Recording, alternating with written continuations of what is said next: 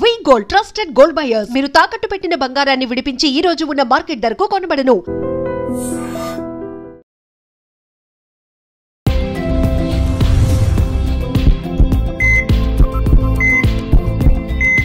నమస్తే, welcome to healthy conversations with I dream. So recent టైమ్స్లో gynaec ఇష్యూస్ని face చేస్తున్న వాళ్ళు చాలామంది ఉంటున్నారంటే అది అసలు చిన్న విషయం కాదు, చిన్న పెద్ద అనే తేడా లేదనమాట. సో అందరికీ కూడా గైనిక్ ఇష్యూస్ వస్తూనే ఉన్నాయి. బట్ ఈరోజు కొన్ని ఆసనాల ద్వారా మనకి ఎలాంటి గైనిక్ ఇష్యూస్ రాకుండా అర్లీ స్టేజెస్ నుంచి కూడా మనం ప్లాన్ చేసుకోవచ్చు. అంటే ఫస్ట్ పీరియడ్ ఎప్పుడైతే వస్తుందో ఎట్ ద ఏజ్ ఆఫ్ 11-10 అక్కడి నుంచి కూడా ఎట్ ద ఏజ్ ఆఫ్ 45+ వాళ్ళకి కూడా ఉపయోగపడే ఆసనాలు ఈరోజు చెప్పుకుందాము. సో ప్రస్తుతం మనం హిమ గారితో ఉన్నాము, యోగా ట్రైనర్ ఇంకా న్యూట్రిషనిస్ట్. మాట్లాడేద్దాం, ఆసనాలు కూడా తెలుసుకుందాం. నమస్తే మేడం. నమస్తే. సో ఈరోజు మీ ద్వారా అందరికీ గైనిక్ ఇష్యూస్ ఎక్కువగా ఫేస్ చేస్తున్న వాళ్ళకి ఎంతసేపు ట్యాబ్లెట్స్, ఎంతసేపు డైట్ కాకుండా వీఆర్ రెడీ, మేము ఏదైనా ఆసనాలు చెప్తే చేసుకుంటాం అనే వాళ్ళకి మీ త్రూ ఈరోజు ఏమైనా ఆసనాలు చెప్పండి. తప్పకుండా ఝాన్సీ. గైనిక్ ఇష్యూస్ స్టార్ట్ అవుతాకి మూల కారణం ఏంటో తెలుసుకోవాలి. అంటే ఒక ఆడపిల్ల మెచ్యూర్ అయిన దగ్గర నుంచి పెల్విక్ ఏరియా మసిల్స్ ఎక్సర్సైజ్ అనేది చాలా ఇంపార్టెంట్. ఇది మనకు పాత పద్ధతిలో దట్ వాజ్ రొటీన్. ఎందుకంటే ఇలా కింద కూర్చోవటం అనేది మనం రేరెస్ట్గా యోగా కోసం కూర్చోవటము ఇంకేదో చేస్తాం తప్ప కింద కూర్చోట్లేదు. కింద కూర్చున్నప్పుడు ఏమవుతుంది, పెల్విక్ మసిల్స్ అనేవి ఇలా స్ట్రెచ్ అవుతాయి. అలాగే ముగ్గులు వేసేటప్పుడు ఇవన్నీ రెగ్యులర్, ఖోఖో ఆడేటప్పుడు, గేమ్స్ ఆడేటప్పుడు పెల్విక్ మసిల్స్ యాక్టివ్, లో బాడీ మసిల్స్ అన్ని యాక్టివ్ ఉండేది. ఇప్పుడు ఏంటంటే వాళ్ళకి ఫిజికల్ యాక్టివిటీస్ తక్కువైపోవడం, ఎక్కువ చదువుకోవటము, బెంచెస్ లేదంటే ఖాళీగా కూర్చొని ఉండడం, సోఫాలో ఇంటికి వస్తే సోఫాలో టీవీ చూడటం ఇలా.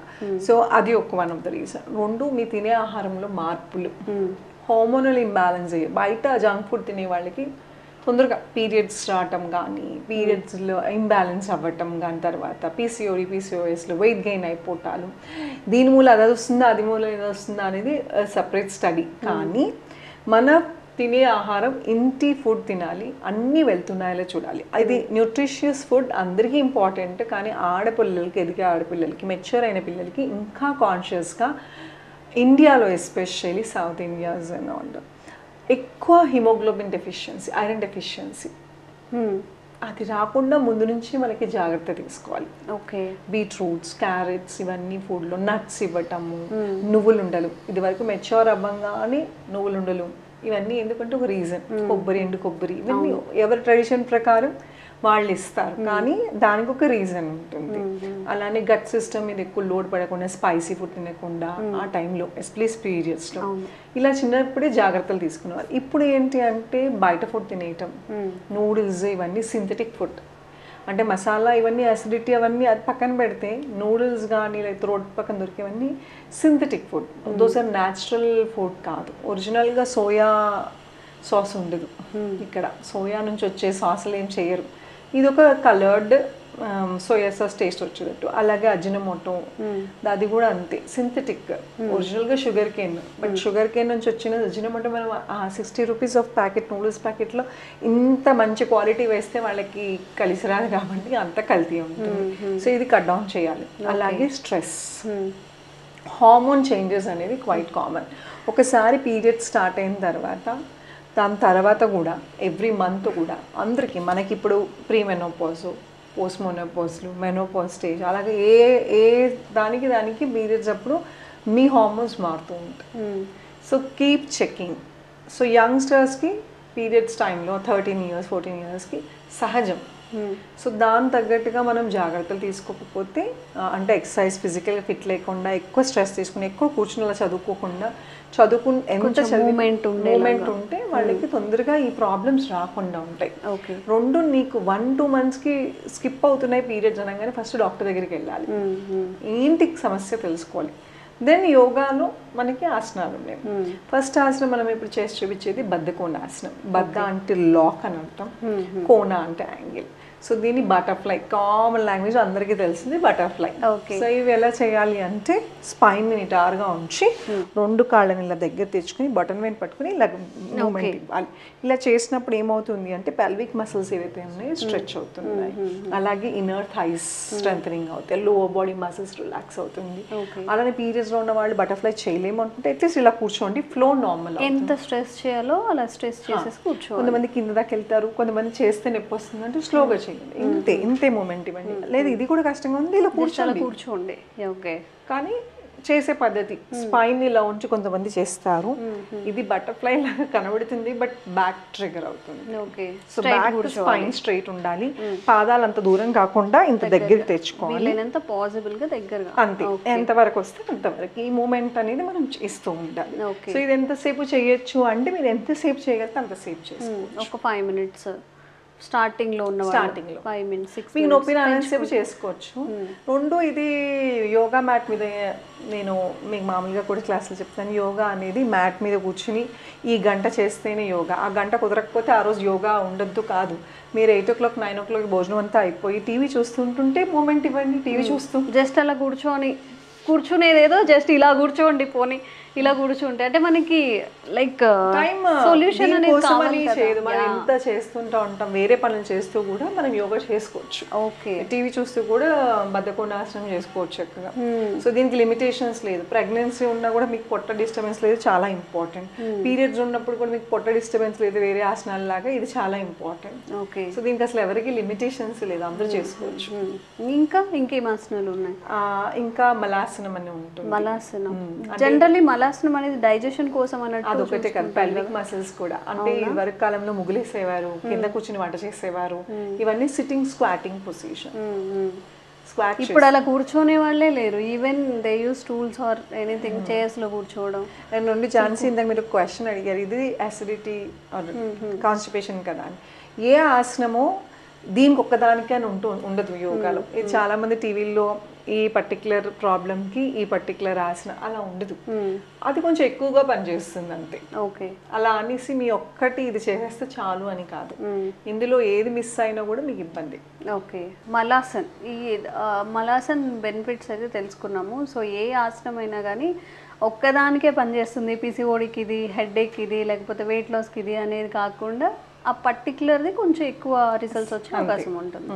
కానీ మనం చేయాల్సింది అన్ని, మనకి వీడియోలో టైం ఉండదు కాబట్టి ఈ పలానా దానికి ఒక 3 ఆసనాలు చూపిస్తాం.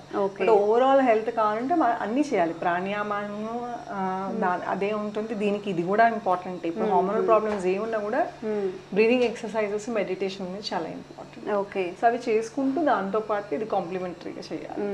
సో మలాసనం చేద్దాం. సో మలాసనం చేస్తాకి మనం స్క్వాటింగ్ పొజిషన్లో వైడ్ ఓపెన్ చేసి నమస్కార ముద్ర.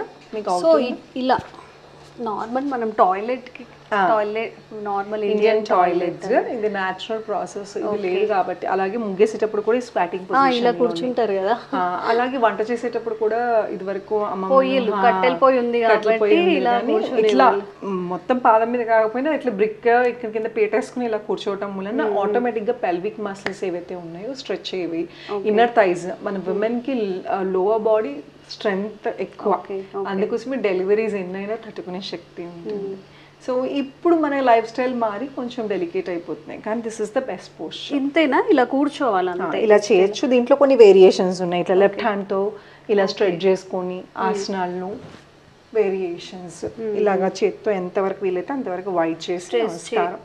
ఇలా దగ్గరికి వెళ్ళకుండా దూరం చేస్తే ఇంకొంచెం ఎక్కువ స్ట్రెచ్ అవుతుంది నా దగ్గర. చేయగా ఆటోమేటిక్గా వస్తుంది. ఇలా ఇబ్బందిగా ఎవరికి ఉన్నారంటే కింద ఏమన్నా బీటగానే ఏమన్నా వేసుకుని కూర్చుని చేస్తూ మళ్ళీ మార్చుకోవచ్చు. Okay, done.